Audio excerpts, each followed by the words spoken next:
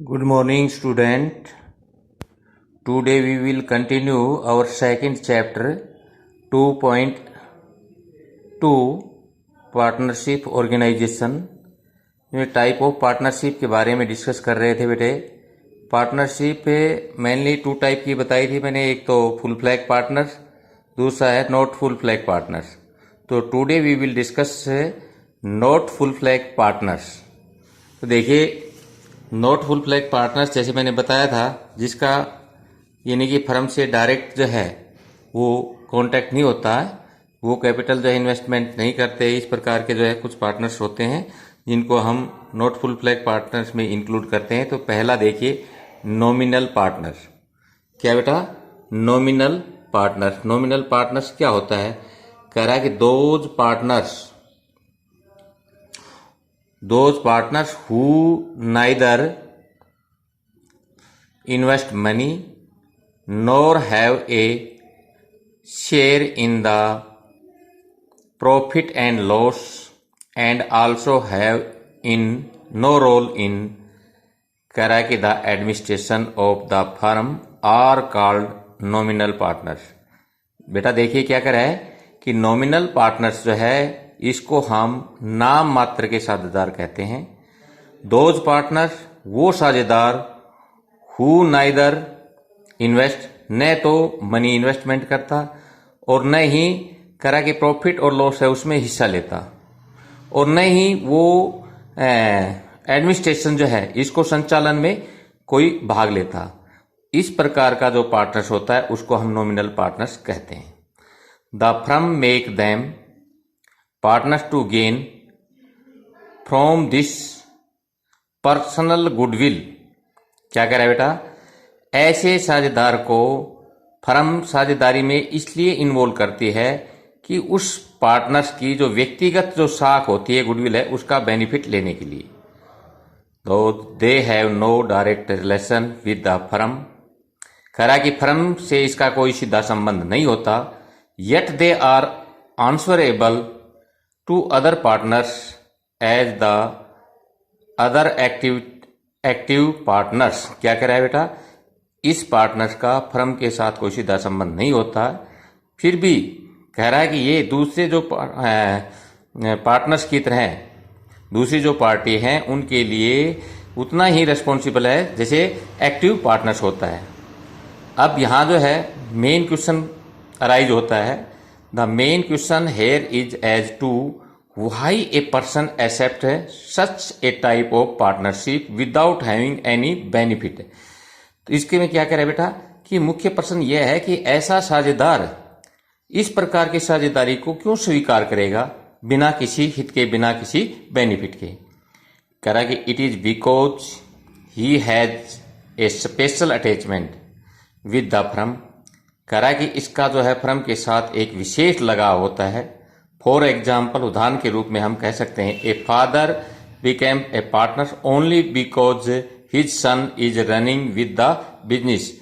यानी कि बेटे द्वारा चलाया गया जो बिजनेस है, व्यवसाय जो है, उसमें पिता का जो नाम देना जो है, पिता की जो पर्सनल गुडविल है उसका बेनिफिट लेने के लिए ऐसे जो पार्टनर्स होते हैं, फादर्स जो है, वो एज ए नॉमिनल पार्टनर्स के रूप में होता है। तो इस प्रकार का जो पार्टनर्स है उसको हम नॉमिनल पार्टनर्स कहते हैं।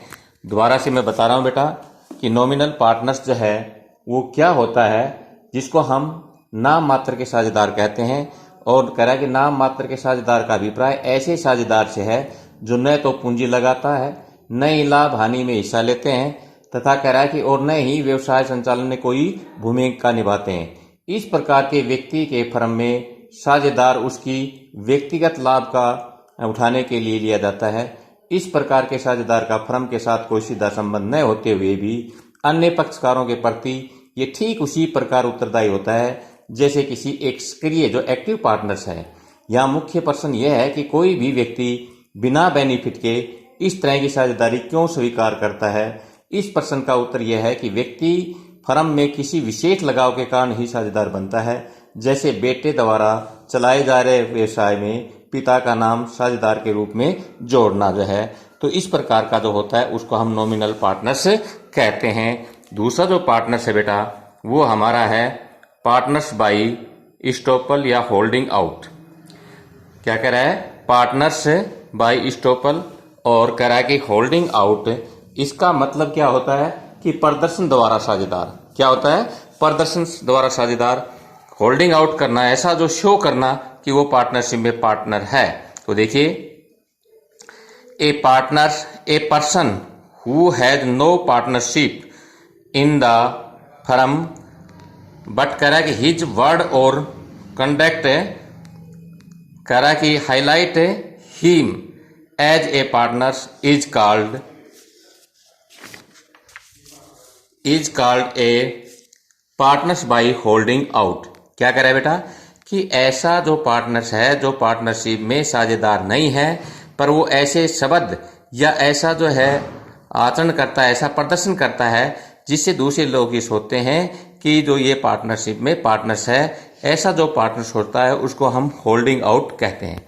कह रहा कि it is important to bring out that if any party provides loan to the firm because of his such conduct, then he will be liable to Karaki discharge debt in the same manner as other partners will be later on. Such a partners cannot deny the truth of his note being a partner. क्या कह रहा है बेटा?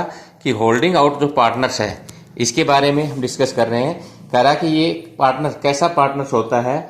ये कह रहा है कि जब कोई व्यक्ति जो फर्म में पार्टनर न होते हुए भी कहे गए शब्दों अथवा आचरण द्वारा ऐसा प्रदर्शन करता है, ऐसा होल्डिंग आउट करता है कि वह साझेदार है, वह पार्टनर है, तो ऐसे व्यक्ति को होल्डिंग आउट पार्टनर्स कहते हैं। यहाँ मुख्य बात यह है कि यदि कोई अन्य पक्षकार उसके इस तरह के प्रदर्शन के कारण ही फर्म को ऋण देता है, तो कह रहा है कि वह साझेदार भी अन्य साझेदारों की भांति ही ऋण चुकाने के लिए उत्तरदायी होगा। ऐसा साझेदार बाद में अपने कथन की सच्चाई से इनकार नहीं कर सकता।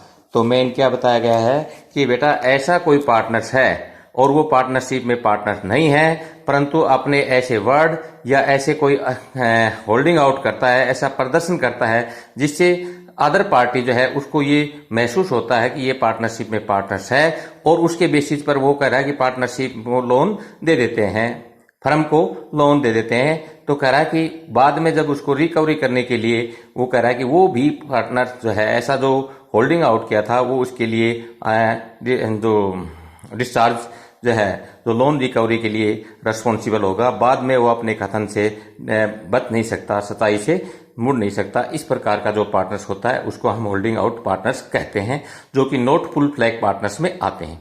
नेक्स्ट हमारा लिमिटेड पार्टनर्स। लिमिटेड पार्टनर्स का मतलब सीमित जो है साझेदार।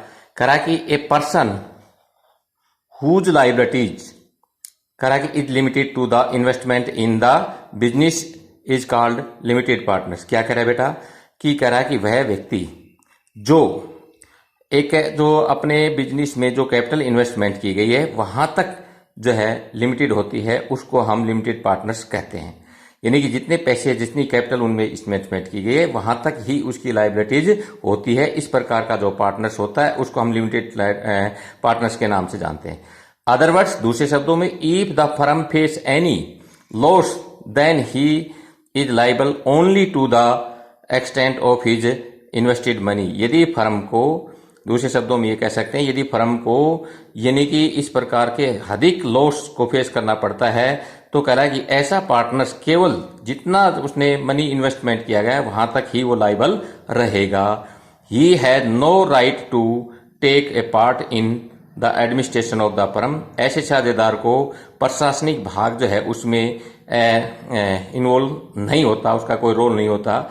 सच as a partnership must have at least one partnership having unlimited liability. इस प्रकार की पार्टनरशिप है उसमें कम से कम एक पार्टनर जो है ऐसा होना चाहिए जिसकी लायबिलिटीज अनलिमिटेड हो। इस प्रकार का होता है बेटा, उसको लिमिटेड पार्टनर्स कहते हैं। नेक्स्ट है हमारा माइनर पार्टनर।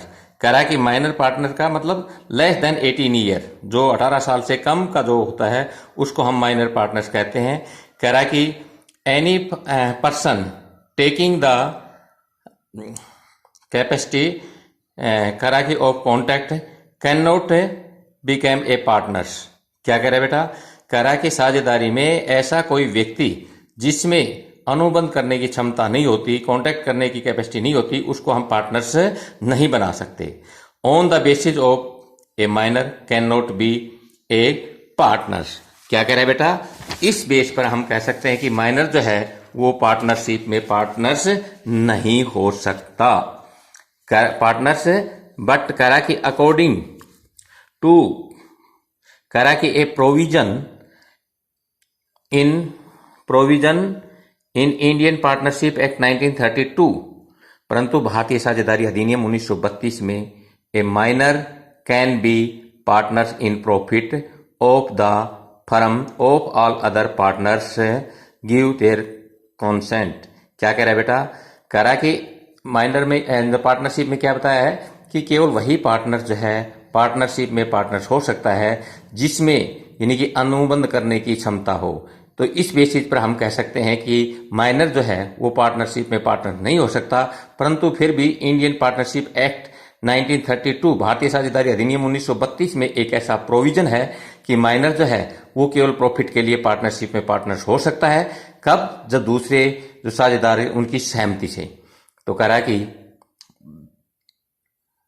दिस कॉन्सेंट, कह रहा है कि it should be kept in mind that a minor has no share in the loss of the firm. कह रहा है कि and he has limited liabilities. इसका क्या है कि वो माइनर पार्टनरशिप में पार्टनर्स हो सकता है पर केवल वो लाभों के लिए होगा, हानि में उसका कोई हिस्सा नहीं होगा और इसकी लायबिलिटी जो है वो लिमिटेड होगी। नेक्स्ट हमारा पार्टनर्स इज प्रॉफिट ओनली, यानी कि साझेदार केवल लाभों के लिए। Such a type of partners in different from a minor partner. ये जो साझेदार होता है पार्टनर्स जो इन प्रॉफिट ओनली के, करा ये माइनर पार्टनर से डिफरेंस है इसमें, क्योंकि ए माइनर पार्टनर्स से ये क्या है, इन दोनों में डिफरेंस है। He only share the profit of the firm, ये केवल लाभों के लिए हिस्सेदार बनता है। बट करा कि ही हैज अनलिमिटेड लाइबिलिटीज, परंतु इसकी लाइबिलिटीज अनलिमिटेड है, जबकि माइनर पार्टनर्स की जो लाइबिलिटीज है वो लिमिटेड होती है। लाइक ऑल अदर पार्टनर्स, जैसे दूसरे जो साझेदार होते हैं, such partner has no right to take a part in the administration of the firm. करा कि जो केवल प्रॉफिट के लिए जो पार्टनर्स है उनको फर्म के एडमिनिस्ट्रेशन जो है उसमें भाग लेने का अधिकार नहीं होता। तो इस प्रकार के जो पार्टनर्स होते हैं बेटा, इनको पार्टनरशिप के जो नॉट फुल फ्लैग पार्टनर्स है उनमें इंक्लूड किया गया है।